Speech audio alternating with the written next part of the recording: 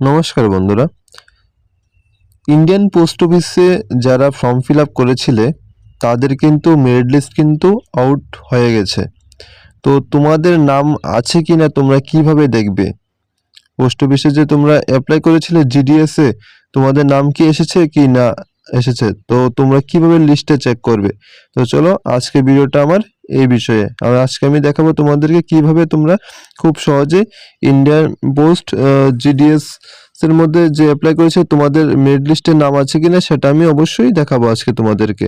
তো কি করব, তো তোমরা যদি আমাদের চ্যানেল নতুন হয়ে থাকো তাহলে অবশ্যই চ্যানেলটিকে সাবস্ক্রাইব করো এবং ভিডিওটিকে একটা লাইক করো।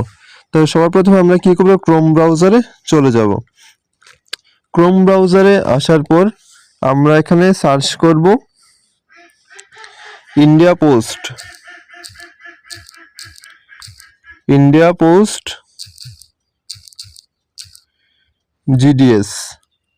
ঠিক আছে, জিডিএস সার্চ করব।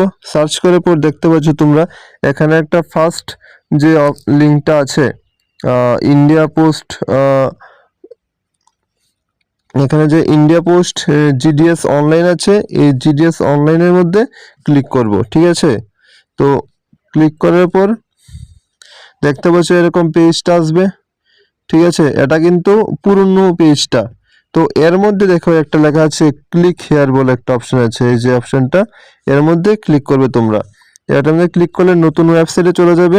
নতুন ওয়েবসাইটে আসার পর দেখতে পাচ্ছ যে এটা কিন্তু নতুন ওয়েবসাইট।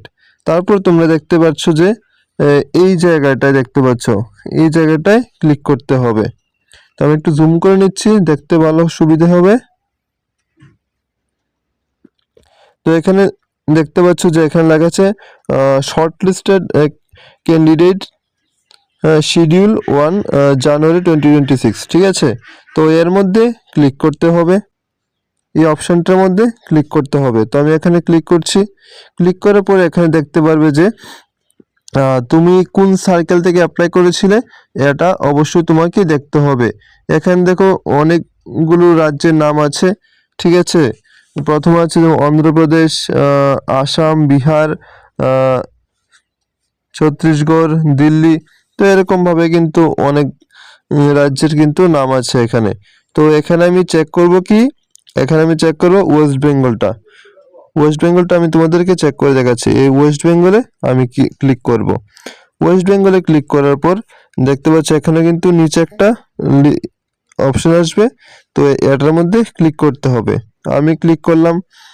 ক্লিক করার পর দেখতে পাচ্ছি এখানে কিন্তু আমার যে মেরিট লিস্টটা যে আছে, মেরিট লিস্টটা কিন্তু এখানে শো হচ্ছে পিডিএফটা।